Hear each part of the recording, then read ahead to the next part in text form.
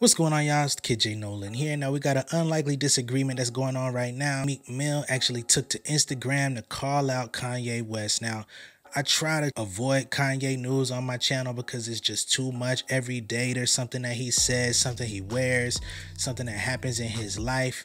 I'm kind of over that whole cycle of feeding into it, but I do want to speak about what Meek Mill had to say about Kanye in response to how Kanye hit up Lil Boosie the other day. So we're gonna get into all of this. It is a little bit childish with this whole grapevine situation, but I'm gonna try to break this down as much as I can, and then we're gonna move on with life. All right, so of course everybody knows that Ye wore the White Lives Matter t-shirt the other day. Him and Candace Owens, they were trying to make some type of statement. I don't know what type of statement they were trying to make. I really don't care to even dissect it or find out what their point of reference was in doing that, because they just try to be controversial, throw a little sly grin on their face. They wanted the attention. Out of the people that gave him the attention was Boosie. He didn't like that shit. He made it very clear. He made it very vocal that he didn't like that shit. So Boosie said, hey, when you come out here wearing that type of shit, basically, you might as well dye your face then. Don't even try to talk about being black. Just dye your face white. Be a white man, and you can stick up for them all you want. Kanye comes back and says, don't speak on me. Matter of fact, come smack me. Come shoot me. I'm the one that got bullied by the entire black celebrity community. Now I'm back to shoot the school up. Now, this is something that Kanye deleted after posting it up, because you know how sensitive it is to say something about bullies shooting the school up. It's a lot of terroristic acts, a lot of school shootings that have been going on in the culture for a long time, but more prevalently in the last few years. So it just shows how tone deaf somebody like a Kanye West is to what's really going on in the world. He's so consumed with his surroundings and the things that he's putting himself into that he's really blind to everything else that's going around him. He's blatantly said it on multiple occasions. He does not actually read. The information that he gets are typically coming from the yes man in his corner or the white motherfuckers that are actually reading books from Deepak Chopra and all these other motherfuckers, and they're basically giving him secondhand information because he doesn't have the patience to read. He's going to listen to them and their interpretation of whatever it is that they finding out in the world. He takes that in, internalizes it, and regurgitates it on some pseudo woke shit, and then we receive it as the public, and then we feed into whatever he got going on. Need to cut that shit out. Ye says, come smack me, come shoot me, whatever. I mean, just come get me, nigga, get it over with.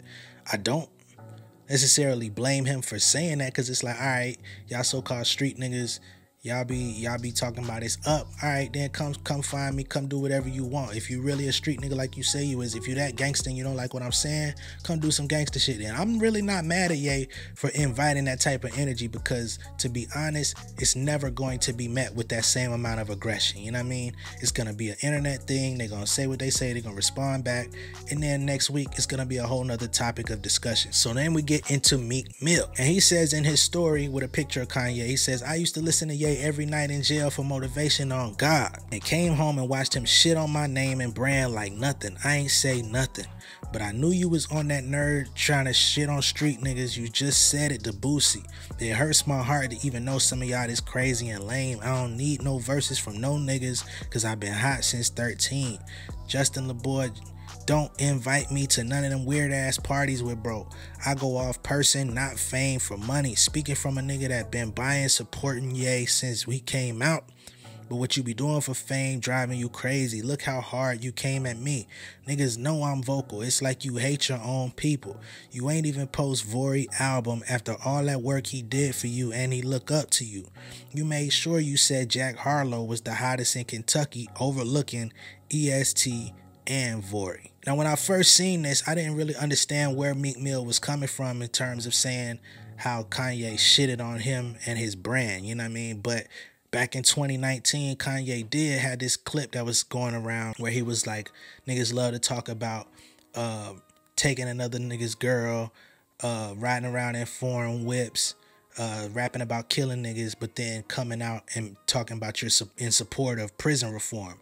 Now, at that time, of course, that was when Meek Mill was going very hard with his prison reform with Roc Nation and Jay-Z, trying to help people get out of prison, using his story as a conversation opener for all of the people that have been wrongfully put in jail or prison, right? You would think that's something that Kanye would have supported, but I guess he was side-eyeing Meek Mill, and then him and Kim Kardashian was going and doing it in their own way, trying to work directly with Trump. I had completely forgot about this shit. But I can understand somebody like Meek Mill's frustration with Kanye, because it's like, bro, you got a whole generation of people that looked up to you, that respected you, and, you know, rode with you for your views at your highest and your lowest moments in the public. People continue to ride for you and support you, and it seems like you really don't respect the peers in hip hop. Like, you come to hip hop, you drop an album, you get all the hottest niggas in the game on your album, but when the album is over, do you really support these dudes? Do you really listen to these dudes? Do you really have their best interests at heart outside of what they can do for you when it's time for you to drop some shit? And in the case of a Meek Mill, like, why was it so convenient to take shots at him when he had just gotten out of prison and was trying to do something positive with himself?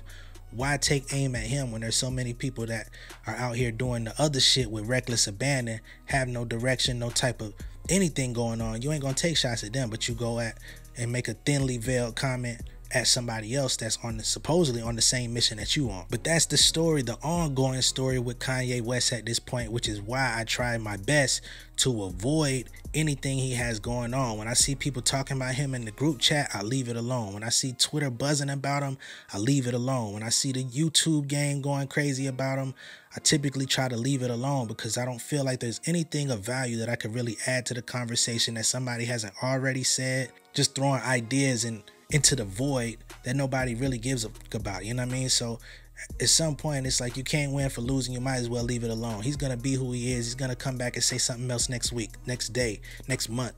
It's an ongoing cycle. It never ends. And it seems that the more attention that he gets from this stuff, it gives him fuel to the fire. And whenever the news gets slow, he comes right back out and finds a good target that's going to get people talking about him. I will not be one of the people that continue to feed into that. The only reason I'm really speaking on this is because I understood where Meek Mill was coming from, and I didn't understand where that energy was coming from outside of the fact that Ye had responded to Boosie. But now I see that it's a deeper issue, and I highly respect where Meek Mill was coming from. I don't always agree with Meek. He says some shit that I don't be understanding or, you know what I mean, in alignment with. But for this, I do understand, because it's like, bro, you took shots at me. Now you going at Boosie. You align yourself with street niggas when it's convenient, when you want to say it's up and you want to use the lingo and you want to get the support of black people. You come and get all the homies. You go and get all the references from the niggas that's in the know about music. You invite them to the studio. You take their energy, take their lyrics, take everything that they got, beats, whatever, tap into their production team. Yeah, you give them credits and shit like that. Yeah, you might take care of them while they're around you, but once they go back to their crib, what is it that they really going back to? Prime example would be Designer and how he been out here for the last few years, but I'm gonna digress on that. At the end of the day, the best thing that anybody can possibly do for Kanye West is pray for him and hope that things work out for him. But outside of that, he's definitely the creator of his own destiny and everything that's going on with him. There's nobody that can intervene. We've seen one of the main people that could help him, Jay-Z, has taken a large step back. So at that point, do what thou wilt. But I'm gonna let y'all tell me how you feel down below in the comments, man. I said everything I needed to say, right?